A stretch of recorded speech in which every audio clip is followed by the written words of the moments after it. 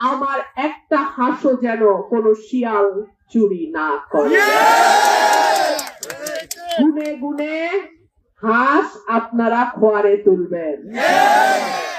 15 বছর হাল চাষ করলাম, বীজ দিলাম, ধান লাগাইলাম, ফসল কাটার সময় যদি মরুভূমি আসে কেমনটা লাগে? ঠিক আছে, আমার হাঁস আমার চাষ করা ধানই খাইব। আপনাদের দোয়া চাই, সাহায্য চাই, সহযোগিতা চাই।